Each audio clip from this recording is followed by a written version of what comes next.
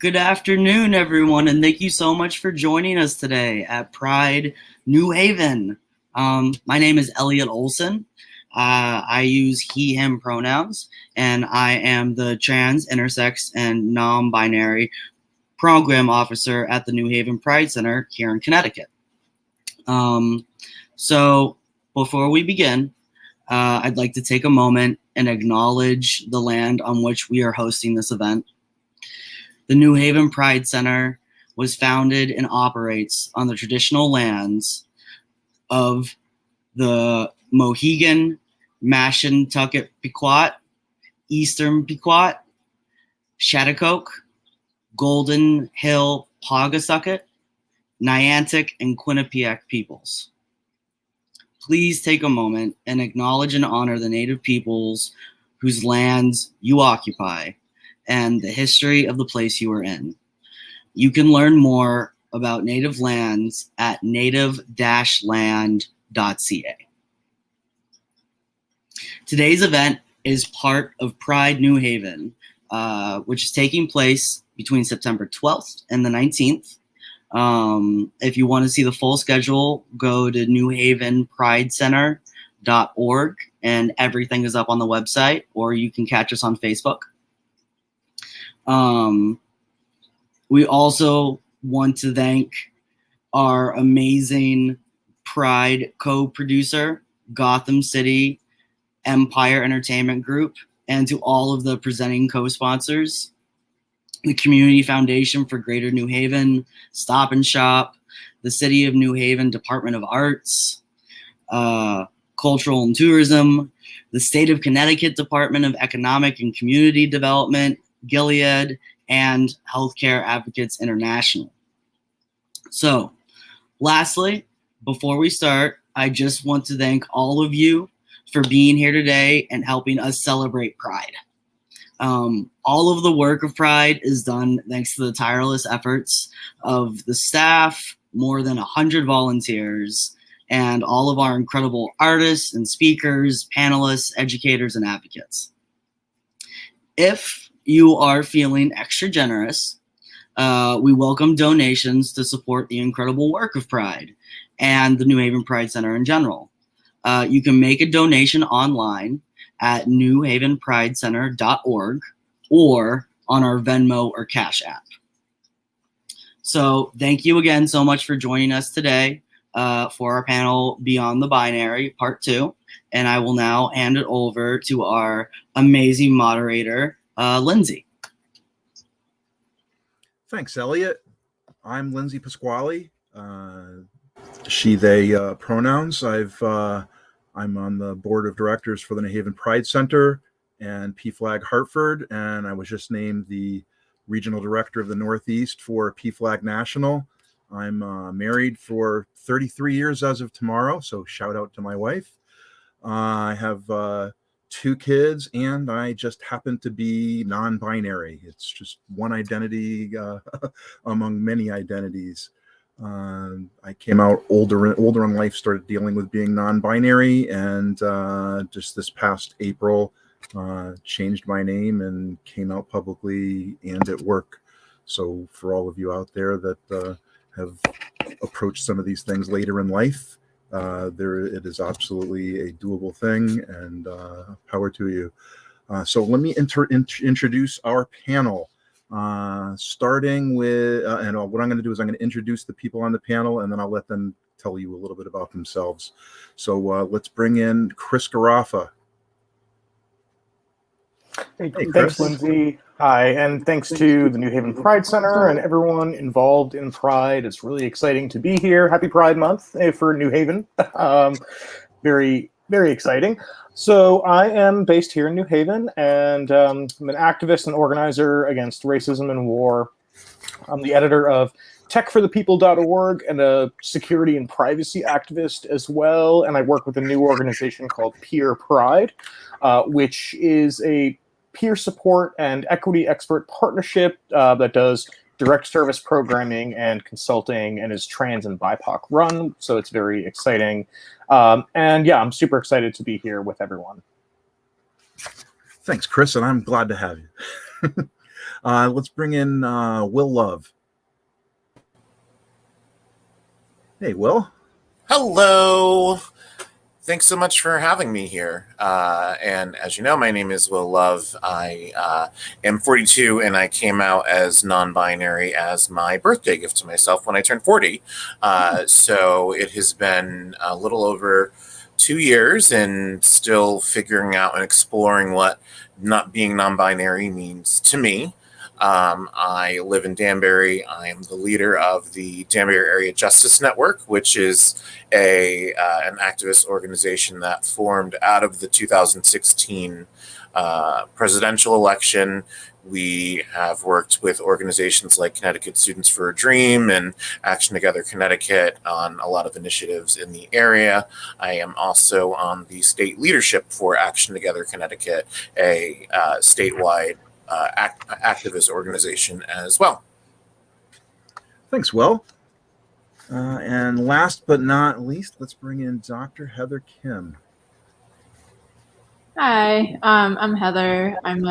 My pronouns are she or they. I'm a child and adolescent psychiatrist. Until very recently, I was in New Haven.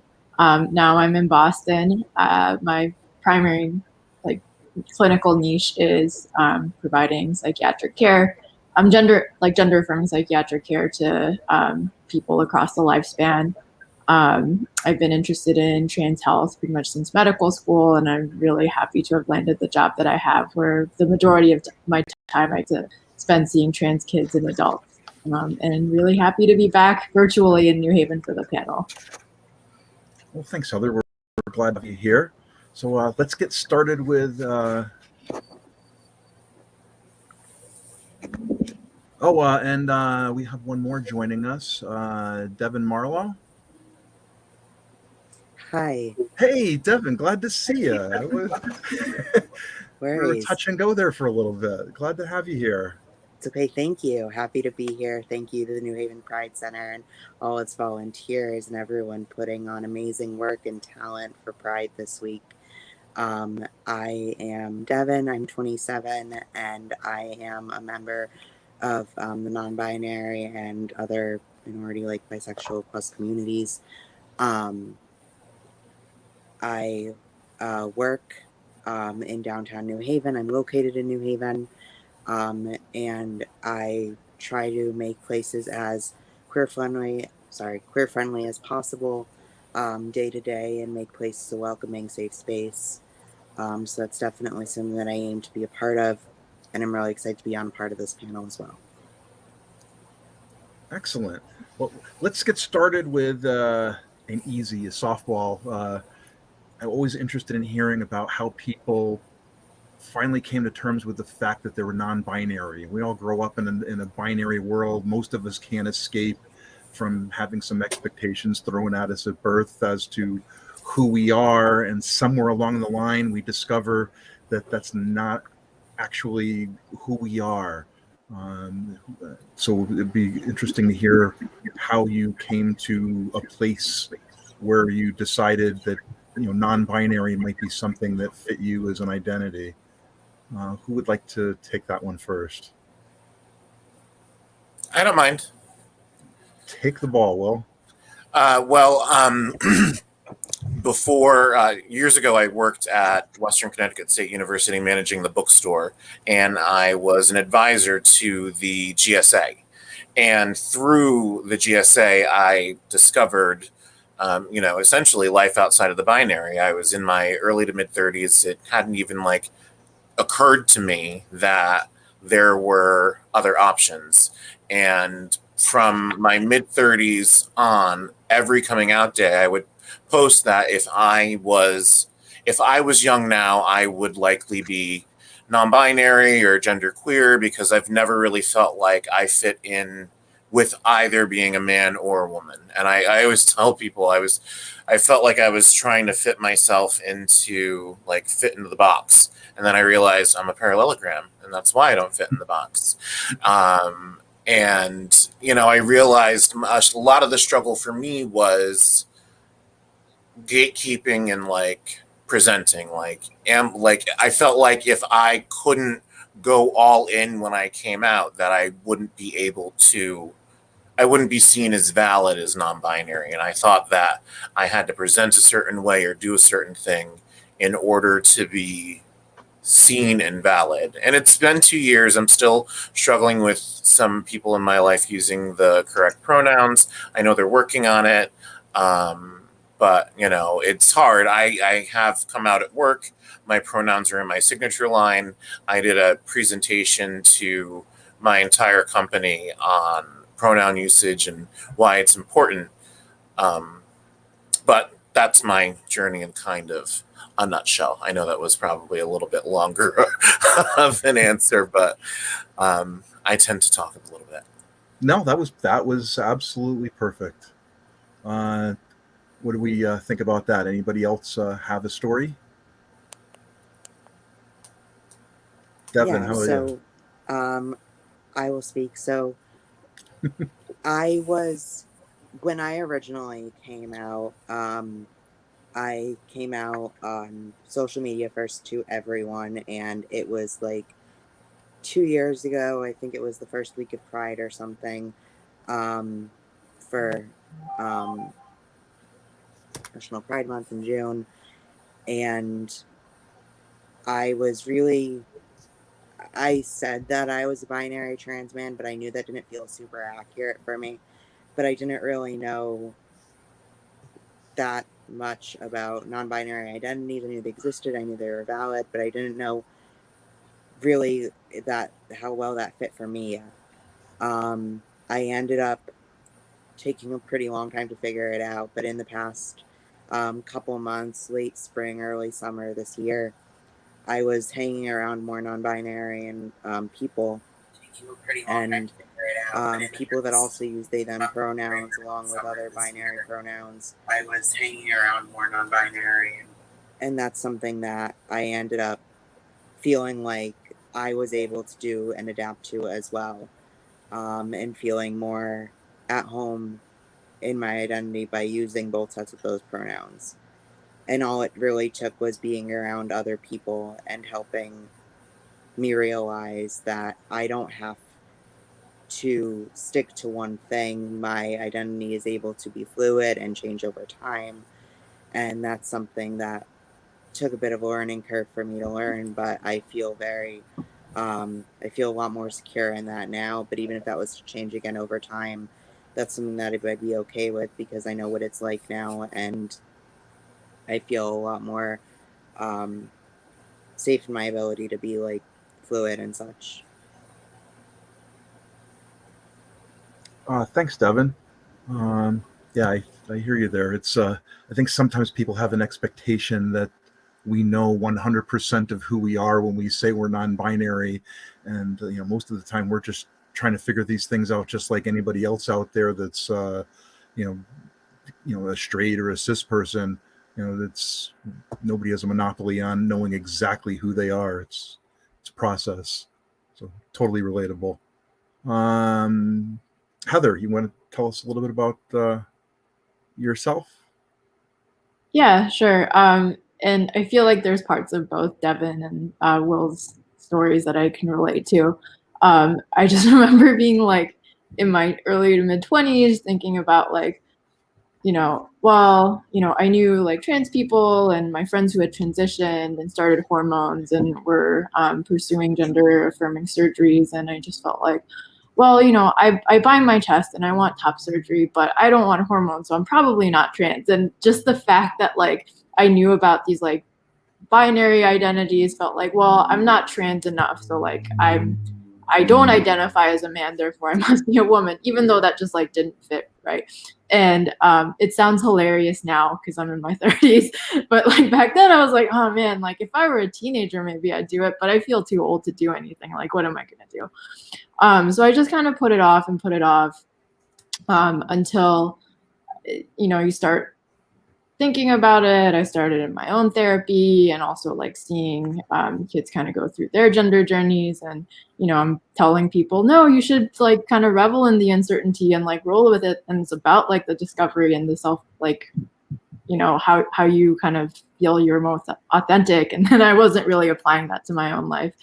until, I started, and then I started kind of applying that to myself, like, well, it's not about being a man or a woman, like it's about like, what applies to you, and does that mean you really have to identify as a woman just because that seems to be the most convenient thing? And then, at some point 30 doesn't feel so old anymore. That's kind of a rambling answer as to how I ended up here. I'm in my mid-50s, so you're still young. Thanks, Heather. And I want to come back in a minute after Chris tells us a little bit about their story. I want to pick up on something that you were talking about not being either a man or a woman, and that narrative. But Chris. Yeah, I can relate a lot to, I think, what everyone said, and particularly Heather, in fact. I mean, I always felt strange about gender. I was assigned male at birth. I was raised, male, and it's like, this doesn't quite fit me. This is not how I feel. But I knew trans people existed. Like, I knew being trans was a thing, but I'm like, I'm not really a woman either. So where does that leave me? And if people remember in like the early 2000s, there was like the metrosexual look. I tried to buy into that, and it just didn't work really well for me. But then, I have an amazing partner who, and he really helped guide me, or help me guide myself through discovering what gender is. And he, I came out privately to him, and then a number of years later, I came out myself publicly, actually on National Coming Out Day, which is in October. And honestly, people who I know said to me, yeah, we knew.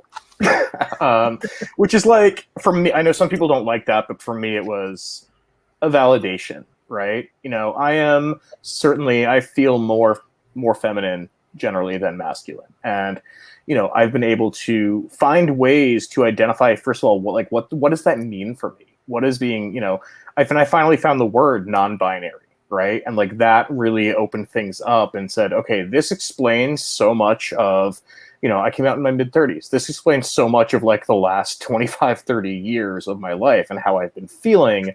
And now there's a name for it that I don't know, the name didn't necessarily exist. Non-binary people did, but that term didn't necessarily exist. And so it was great to be able to kind of discover that community. Well, thanks, Chris. And that part's totally relatable for me. I mean, I grew up in the late 70s, early 80s. This language just wasn't out there. I had the feelings, but I had no way of being able to, figure that out and digest it. And, it wasn't until after I finally started seeing a gender therapist, I started learning about some of those things. And, what's that, 30 years later? I mean, it's, yeah, so absolutely relatable. Going with that, and one of the things Heather was talking about not being a man or a woman, and this, idea of questing for the labels, and that that whole progression of trying to figure out who you were. I was reading this essay online, and this other person arguing back and forth with the person who originally wrote this essay, and I kind of like how they started talking here. So I want to read a paragraph here to kind of set this up, and then we can jump in and talk about this a little bit. They were talking about, they said a person is an adult to the extent that the story they tell about themselves is taken seriously by other people. We listen with a certain amused delight as a child tells us they intend to grow up to be a spacefaring superhero with ice breath and laser eyes, but we don't take it seriously. When that child, now grown to maturity, says they would like us to revise how we talk and think about them, this is something we cannot simply dismiss. We have an obligation to understand them in a way that we didn't when they spoke as a child. Now, I think I've seen this happen a lot of times to a lot of people, heard a lot of stories. When people start talking about their gender and they start talking about non-binary, people almost dismiss what they're trying to say about who they are, how they feel, and how they identify, almost as if they're like a child, and not talking to them like they're an adult, and like I said, dismissing. So I wanted to kind of talk about that as a topic, and what you've seen as far as how externally people react to the concept of non-binary, and maybe share something that you think might help people understand that this really is who we are. So who would like to, anybody have any thoughts on that? Oh, I know Will's not going to be at a loss for words. Well, since you asked, for me, the challenge has been, I'm 6'1" and 3/4. I like my 3/4, and I'm built like a football linebacker, and I'm automatically clocked as a man, and I have a deep voice. And when I was younger, I would answer the phone and people thought I was my mother. And I wish I could go back to that, because that would almost make me feel a little more validated. But sometimes I want to present more feminine. Sometimes I don't present feminine. And it's hard for my family to really wrap their heads around that. My grandmother said to me, you need to shave your face and then you'll be happy. You have to shave your face and get rid of your body hair. I'm like, why would I need to do that? Well, if you're going to dress like a woman and have hair all over. And I said, I'm not dressing like a woman. I'm dressing like myself. This is who I am. And you're putting the gender on the clothing. I wear nail polish to work. Oh, your job lets you wear nail polish? Nail polish doesn't have boobs, Grandma. So I can wear nail polish. It doesn't have a gender. So, and that's what I keep trying to explain to my family too. Take the gender out of it. Like, just take whatever you think is supposed to be aligned with a man and just remove it. But I don't want to be a woman. And that's what they don't really, that's why it's hard to feel valid as well, because they just don't get it. And I was like, when I wanted to wear a dress to an event, well, you're not going to be dressed like Uncle. You're not going to be dressed like Will. I'm like, well, what does that mean? You obviously have a preconceived notion in your head of how you think I'm going to present. So just remove that. No, I'm done. Gender, no, thank you. Yeah, you said something. I definitely want to come back there. That concept of the gender and the identity being separate from the expression. I want to keep going with this a little bit longer with the way just people react to hearing that somebody's non-binary, and the way some of that gets dismissed, and trying to break that down a little bit. Hopefully that'll help some people that are out there. Chris, do you have anything you might be able to add on that? Yeah, I think I've been, in general, lucky about the way that, people have responded. They've either, been like, okay, I don't get that, but happy for you. Good for you. I've had, there have been a few people that are just like, no, you are one or the other, or you are definitely a man because of, how you were born, right? And I think overall, though, just normalizing it from like, socially normalizing this. There was a comment earlier in the chat about, young people not being taken seriously. And like, I know some people who came out when they were very young, and like some of them, have gotten a lot of support, and some, have not. And like the who have gotten support are just, feeling much better about themselves. But like, normalize the idea that we exist and we don't have to conform to one side or the other, to male or female, or what you imagine something is in between. Because a lot of people say, oh, are you just going to be androgynous now, when they hear that I'm non-binary? I'm like, no, that some people do, present and feel that way. Some people don't. So. And that's an important thing, I think, for anybody out there that's watching that panel. There's not one way people are non-binary. There's a lot of different kinds of ways to be non-binary. Maybe we'll talk about some of this after we're done with this particular piece. Heather, I know you have something to add here. Yeah, and that's such a huge question, and I feel like my brain could go in like 10 different ways. But number one, just the fact that like non-binary identities are like nothing new, right? Like it has existed in like lots of different cultures over lots of different historical periods.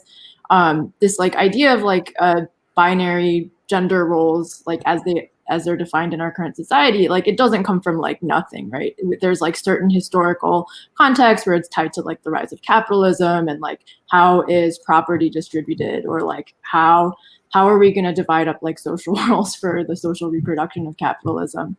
And it's not like it was like handed down to us from like the stone tablets. And even if it were, like we should still be questioning that, right? So even though like our personal memories are quite short, and maybe like growing up, you don't remember like, well, this wasn't like a really concept that we had a word for. It doesn't mean that like this is some sort of like new phenomenon that like kids are coming up with. And then for the part where like kids don't really get taken seriously, and like even that as a concept being normalized, I feel like we do take kids seriously as long as that conforms to our conception of like what they should be doing. So like when a kid says, I'm a boy or I'm a girl, and that matches with their assigned gender at birth, I feel like we don't really question it.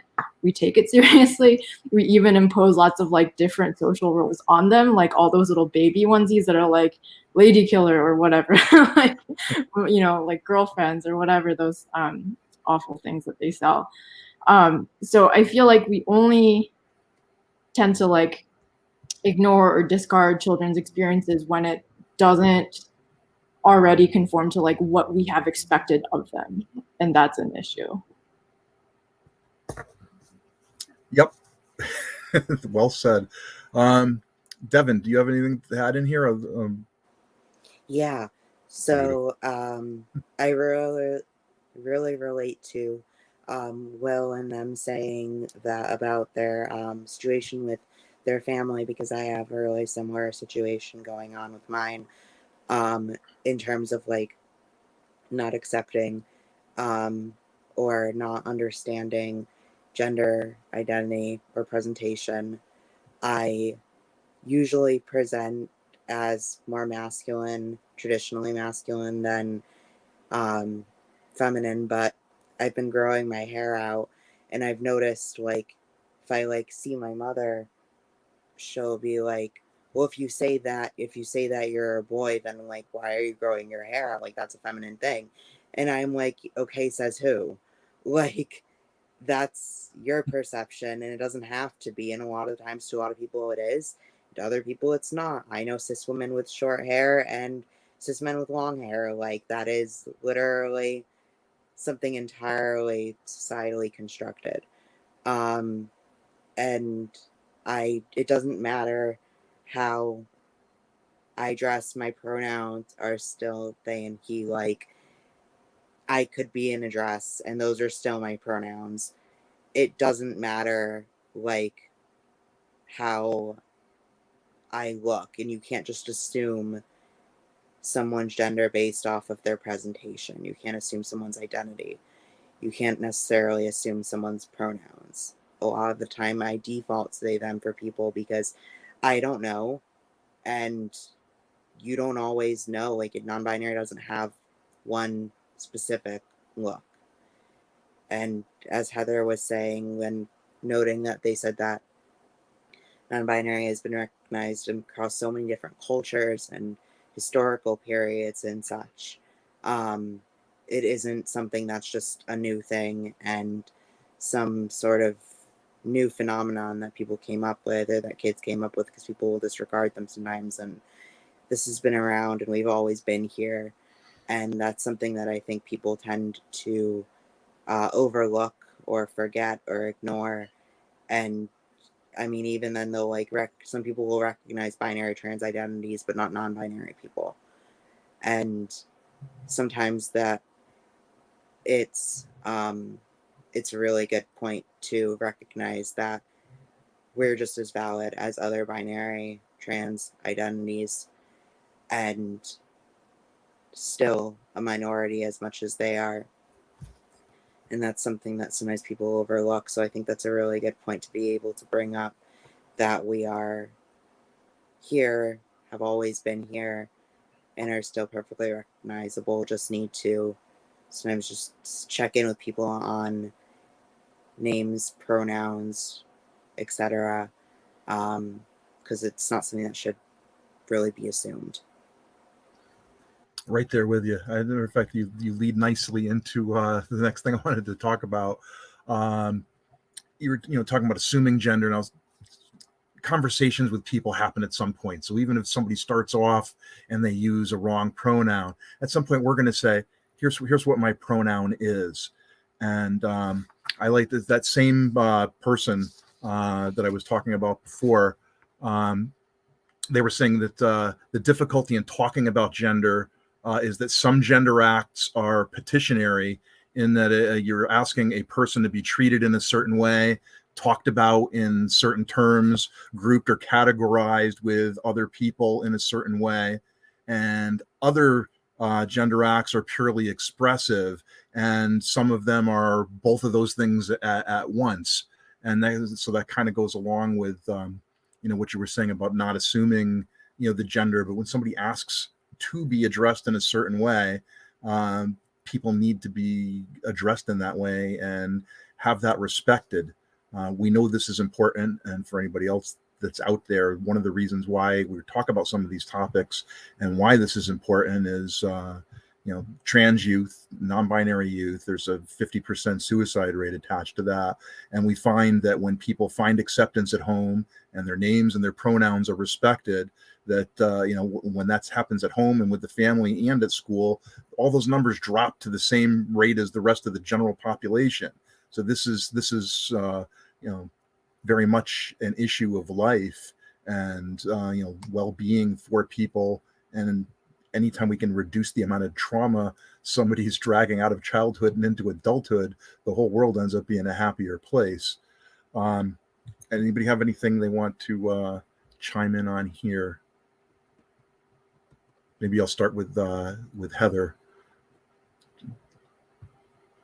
Sorry, I kind of lost track a little bit, but I mean, I think it's really important to kind of stress that last part, that the increased rate of, suicide, self-harm, anxiety, depression, all these diagnoses that we see in trans youth aren't because trans or non-binary people or kids are inherently pathological, or that because trans identities are somehow linked to other psychopathologies. It's because of the minority stress, right? It's because of the society that we live in, because their identities are constantly invalidated. Imagine just waking up every day and people just tell you you are not who you think you are. That would mess you up, right? That would mess me up. So it literally costs nothing to just respect people, especially for pronouns, for names. So if that really is just a small step that we can all take, that really does go a long way. Thanks, Heather. Anybody else on that? And I saw a note pop up on there where someone was interested in hearing more about some of the intersectional nature of gender with some of these topics. If anybody wants to chime in on that too. So I just wanted to mention that in terms of, I in the presentation or the speaking engagement I had at work, I mentioned the statistics about the importance of using the correct pronouns for someone and the reduction in suicide. And I said to everybody, I get very euphoric when I am presenting in a way that I am comfortable in, and people use my correct pronouns. And it really is like the photo shoot I had. I carried that feeling with me for months. And for the first time in a long time, I wanted to live for myself, to see who this person was inside of me that society had told in my entire life was not valid and was not something that could exist. So that's what's really important to me about being non-binary, is because I know that there's someone inside of me that I have been pushing down and just forcing to be a boy because that's what society told me. And because I'm Black, Puerto Rican, and Native American and German, there are all of these other ideas about what I would do in life because of the assumptions that are made surrounding someone's race. I mean, that ties back to a conversation I had with the Latino group at work about where are you from? People always ask, where are you from? So that way they can put these ideas about you in your head. Oh, I'm from Danbury. Oh, no, but where are you from? Danbury. Well, where's your family from? Danbury. But no, where are they from? Danbury. So, and I could say Puerto Rico. I could say Africa. I could say the Scotticook tribe. I could say any of those things. But that's what they want to know. So that way they can be like, oh, all right, well, I can put you into this box because that's what I think about this group of people. And I think that ties into the social construct of gender as well.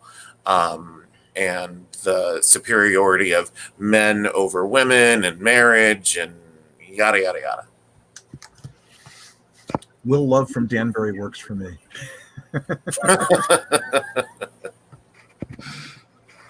Right. Yes? No. Anybody else on this topic? I want to take one of these questions I have in front of me here. They said, what do people, including medical professionals and educators, not know or ignore concerning the non-binary community? And, tagged on, what should we be doing to, kind of fight for accuracy in education and, topics surrounding bodies and gender? It's got to be that nagging thing in the back of your head. What's that thing you think people really need to know? If they knew that one thing, that would help them, navigate with non-binary people. And the fact that we exist is always a helpful part. And I know growing up, I always viewed all these things as being very binary, which added to the confusion. And I said if we would come back around to some, talking about that aspect of non-binary. Non-binary is not one size fits all. I mean, we have, everybody knows male, they know female, and they know trans people that are binary trans people identifying with the, so-called opposite gender, from where they were designated at birth. But non-binary people could be in between male and female in a fixed spot, and they could lean, they could be in the middle. They could lean toward the feminine side of things. They could lean toward the masculine side of things. We have gender fluid people where their relationship with gender changes over time, whether it's over an hour or so during the day, whether it's over a period of a couple of days or a couple of months.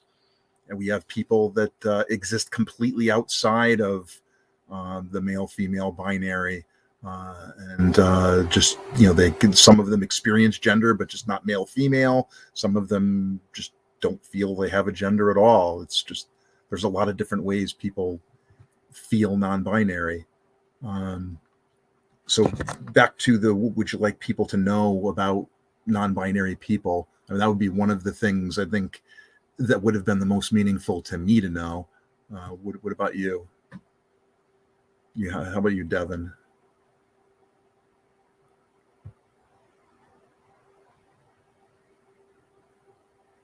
I can't tell. I think some people are on mute.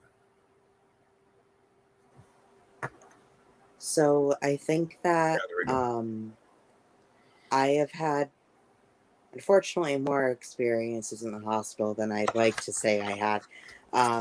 But nearly every time I have been there, I've been misgendered and dead named. And I know that part of that doesn't help because I don't have my legal markers changed, but I have still specified my pronouns, the name that I use, and I shouldn't even say name that I use, I should just say my name. But like in front of medical professionals, it's like that's just a secondary name a secondary set of pronouns, something that is almost optional to use, but it's not optional. My name's not optional and my pronouns aren't optional. And who I am is not some topic of debate, like I well exist. And that seems to be something that the medical professionals seem to overlook. And it's gotten really frustrating at times because I'm there to get care or help for whatever I am dealing with. And that's something that people will, take care of considering it's a hospital, but I don't feel affirmed while I'm there necessarily. And I think that, I mean, the first hurdle for some people is realizing that, we exist. But I think that they also need to just be more open-minded, be more considerate, just take into mind that pronouns aren't something that is just secondary when they're talking with their other team of doctors or talking to me directly or talking to doctors in front of me or whatever the case may be. I think that it's really important to recognize that they need to just take a second and realize that these things are things that are really affirming for us. And that's not something that should be just secondary, so to speak. It's something that is really should be required so that people are feeling affirmed in themselves, because they're there just to get care and help, and they shouldn't feel the crap while doing so, especially if it's mental health related. And the last thing anyone needs is to be mental health, like dead named or misgendered. That's especially if that's something they were already struggling with happening in their surroundings. For that to happen in a situation, in a place that should be really caring and helpful and affirming and such, and then to have that happen is really, really disheartening. And sometimes people don't really think about how deeply that can affect someone, and it really can affect someone. It really can hurt, and it shouldn't have to. It shouldn't be something that's exists in the medical world. Unfortunately, it is. But I would really urge them to just be more considerate. Thankfully, places are more inclusive than they used to be, but I've definitely still encountered my fair share of things, and that's in New Haven, and we're one of the queer friendliest places I know. So, still out there. It's hard to really heal a person when you're just dealing with that finite piece that's in front of you, that's in your specialty, and there's all these places on the outside of that you're doing harm. Totally hear you. Heather, you have something to add on this one. Yeah, and this is such a common experience, experiences that Devin has had where they get misgendered, they get dead named, and I think we really need to change the structural thing, the way that our EMRs are set up. It's not enough to just tag on, preferred name, preferred pronoun. We should just have the system set up so that it shows your proper name and your actual pronouns, right? That would cut down just so many of these mistakes and people having to manually Sharpie out my patient's names so they're not being dead named. We should be eliminating these kinds of minimal these mistakes when we can. Sorry, I'm just distracted by the comment there. Yes, and changing the structural things, right? That would lead to actually people being able to trust us, feeling like this is a safe place that they can go. We already know that trans and non-binary people have much greater risk of, lacking medical coverage. They're more likely to delay getting medical care when they actually do need it because of worries around being misgendered or straight up just mistreated or assaulted by medical professionals. Those are real things. So if we can eliminate them at a structural level, whether it's through education, we should be actually teaching like from the beginning, like non-binary, like getting away from the gender binary, right? Like teaching kids about like, what does it mean to have different genders when you think about it from a genetic like way, like XO, XXY, like there's variations at all levels of biology. So like it needs to be addressed on a structural level, not just like individual education of providers, which I feel like is what we're mostly focusing on these days. It's a good point. I'm in IT, and whenever we roll out something new, we're always developing a set of test cases to go along with that, with real business scenarios we know people are going to hit. And you'd think you'd have the same thing in the medical profession. If trans guys get pregnant, then you put that situation into whatever you've written on pregnancy and say, does this sentence make sense in the context of a trans guy, or can we change a word or two so that we make what we're saying a little more inclusive? So that makes that works for me. That makes sense. Moving on to another question we have here. Given that Connecticut is one of the many states that are introducing gender neutral markers on licenses and IDs, and so grateful to Connecticut that they have that. I was so thrilled when we finally had the ability to do that. Ran out the day that was first offered and got my gender marker changed. And I'm waiting. Allegedly, we're going to be able to get our passports recognized for gender neutral markers by the end of the year. What's the next step in advocacy for the non-binary community concerning the removal of structural barriers in society? So I guess legislatively, what's next? Yeah, I'd love to talk about this because I was like you were. I was so excited when they announced we could get an X marker on our licenses or state IDs. But then my license expired and I was filling out the form online. And I was like, do I really want to do this? What risks am I putting myself at by doing this? And, what if I get pulled over and a cop is like, well, what's an X? Or knows what an X is and still, and like is anti-queer, right? Or a store clerk, is, discriminatory.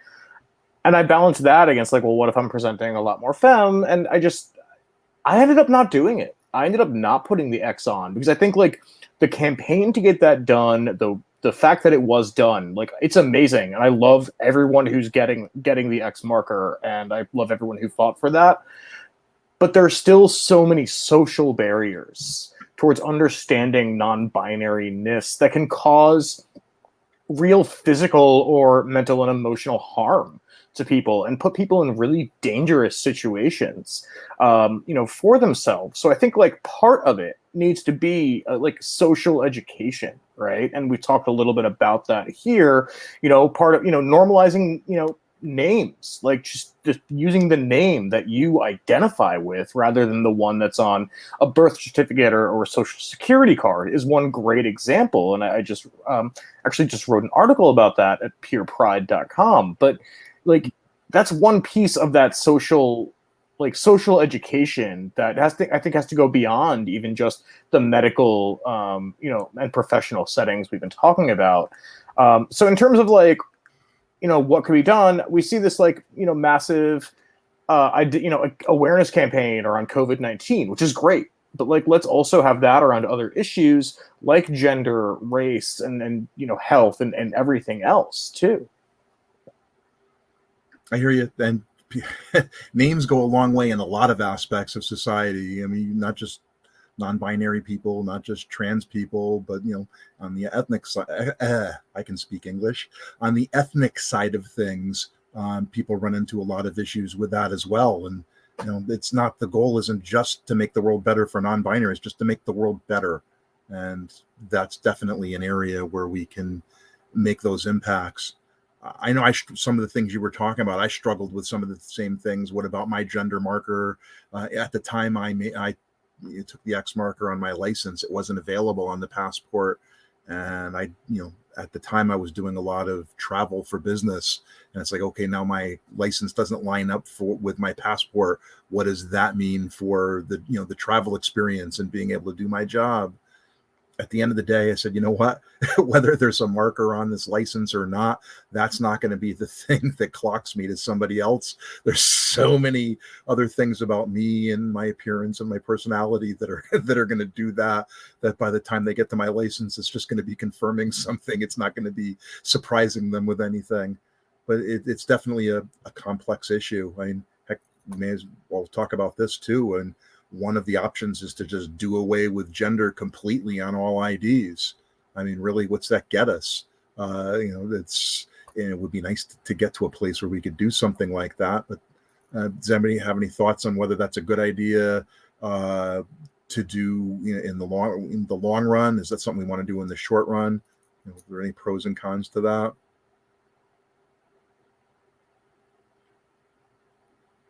I think it's worth kind of just examining as a whole, like what is necessary on a piece of document. Like, okay, you need my age so you can tell if I can buy beer or not. But like, why do you need your like gender, right? Like, and just kind of stop, like, just like we're not assuming people's, genders by their pronouns, we're not assuming their pronouns or, just all aspects of like individuals. I think we need to kind of apply that lens also to like structural things. That makes sense. And in this day and age when a lot of people apply for jobs, I just saw something on a new law that went into effect on salary equity in Connecticut, and having to disclose salary ranges for jobs and things like that to get rid of some of the gender wage gap. Not having gender on applications and things like that would make it so people are treated just as people on the way in the door, and not putting somebody into one of those immediate boxes that Chris was Will was describing before when he was talking about Danbury. They stressed that just set all that stuff aside. I said Danbury, it's Danbury, and the same thing with the gender. If you don't have a gender marker, then it's harder for people to put people in boxes, and they more need to take a step back and look at the whole person. Right. I just wanted to say I do think that going forward it is going to be a little bit easier. There are a lot of places that now are giving parents the option to put X for gender when their child is born. So that way, they can let their child tell them when when they figure it out or determine. And I do think the future is going to be non-binary, because there are more and more people that are coming out as non-binary. There are more people that are just realizing that they can live their truth and they don't have to, present a certain way or be a certain thing to fit in. That kind of leads me into the topic of non-binary erasure, because the first thing I heard when you said that, Will, was if a parent when a child's first born, it's one thing to leave a gender blank. It's quite another to mark them as non-binary to start them off. That kind of, to me, and I kind of shouts, erases me a little bit, because they're not at that child, whether you put an M on there, an F on there, or an X on there, you don't know their gender till they're at a point where they can tell you. So at some point we're still presuming, something like the gender, and it kind of makes it so that I wouldn't stand out as much as being non-binary, where I definitely came out and said, hey, I'm non-binary. You've said you're non-binary. Chris has said that, that Chris is non-binary, and Devin's non-binary, and Heather's non-binary. So as like a default, I'm not sure how I feel about that. But I definitely want to talk about non-binary erasure a little more. Before I open it up for the panel, I want to set it up with an experience that I recently had. I was at a Pride event, and they had all these flags of all these different identities, and they got the LGBTQIA. They had all of them. They had a lesbian flag, and they had a gay flag, and they had a transgender flag, and they had a genderqueer flag, and they had an intersex flag. All these different flags. No non-binary flag, and it's such a large portion of the queer population at this point and it's not represented in the letters. And when people rely too much on the letters to describe our community, non-binary ends up getting erased. I know for me, the standard I kind of have settled on in my head that people should be using, at World Pride, they had a street sign at the corner of Gay and Christopher Street, right around the corner from the Stonewall Inn. And they had gay, lesbian, bisexual, transgender, queer, intersex, asexual, non-binary, pansexual, and two-spirit, and then a plus to catch everybody else. And I kind of like that as a standard, because it's that catches all of the major identities that people seem to be using now. There's a lot of other ones. I mean, we could subsection non-binary into a lot of different ways. But if anybody have anything that they want to talk about in the topic of non-binary erasure, have you ever felt that?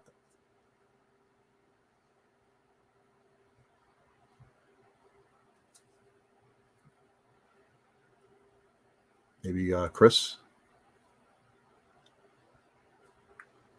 I feel like I've spoken a lot, and I want to give somebody else an opportunity. Oh, that's fair. Who hasn't spoken in a while? Will or Devin? Sure. So I don't feel like I feel like I have spoken on that to a point, but I feel like as far as non-binary erasure goes, I feel that where children kind of, I feel like there should be more open space for children to say who they are and decide for themselves who they are. I know the way that I was raised was to be a girl and to be a woman, and when I knew fairly early on that wasn't right for me. But I also recognized, like, okay, like, for my own safety, I can't say that I'm queer. I can't say that I'm trans. I can't say that I'm non-binary. And if I was in a more open and welcoming and accepting space, which thankfully many more parents are now with their kids, but that's something that I know that I would have felt a lot more comfortable doing. And as that was the case as a kid and as an adult now, I still feel like I try to surround myself with as many accepting people as possible, because that is a very affirming experience for me, just to be around people that use my name and my pronouns, considering there are people like my family who don't, for the most part. That's a hard situation to be in, but when I am surrounded with other people that give me the chance to be myself fully and embrace me fully for that, that's something that's a really positive experience for me. And I don't feel so erased when I feel more visible to people when they're just accepting. Like, that should be the standard everywhere, but unfortunately it's not. So I think that with the more people that are accepting, the less I feel erased and the more visible I feel. I see you. Anybody else on this topic? Otherwise, we're going to move into closing comments. We're getting near the end of our time, so we'll give everybody a chance to give a last minute thought, and then we'll wrap this panel up. And thank you all for being a part of this.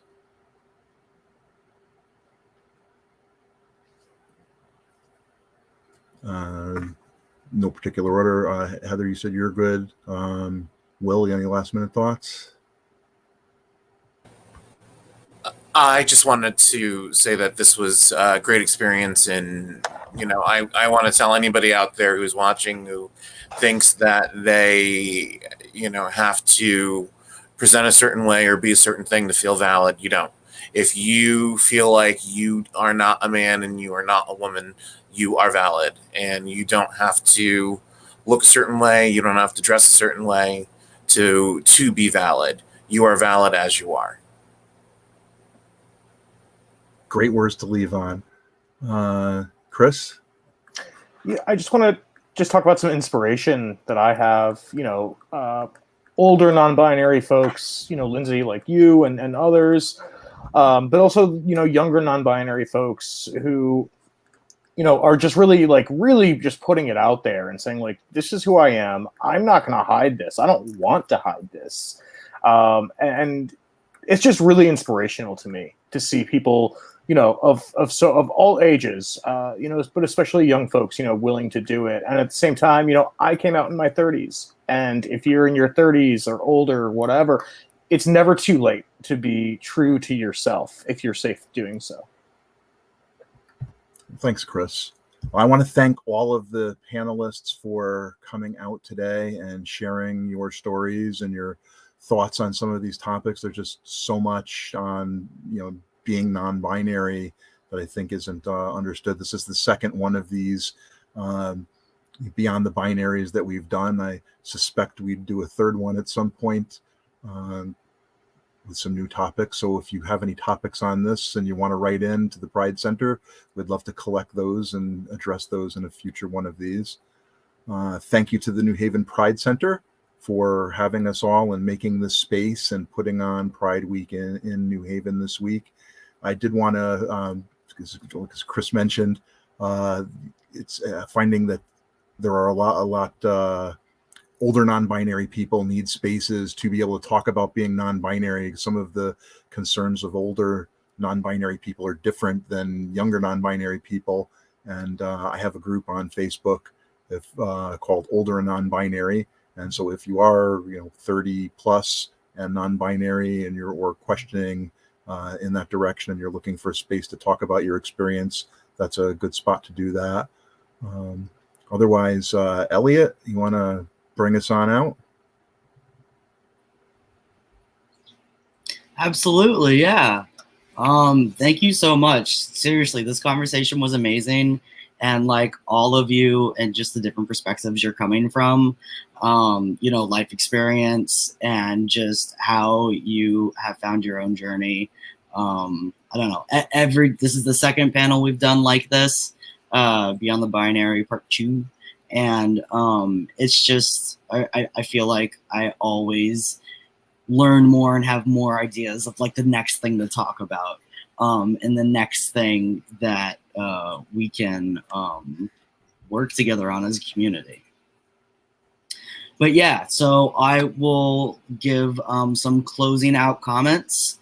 Thank you so much to our amazing moderator, Lindsey, and our speakers for this incredible panel. As well as everyone watching. I was seeing the comments too coming through. And, just thanks for joining us for today's program. Personally, I feel so lucky to be part of the New Haven Pride Center team and get to participate in these incredibly important conversations. So the center is here for you year-round with dynamic programming, support services, case management. We have a gender-affirming closet. We are, if you are wanting to go for that, making an appointment is great since we are during a pandemic at the time. We have performances, art exhibits, so much more. So you can find out about all of our upcoming programming at newhavenpridecenter.org, which has a list of events on the homepage on the left-hand side, which is the calendar. If you want to attend anything, if you're looking for a group to go to, anything like that.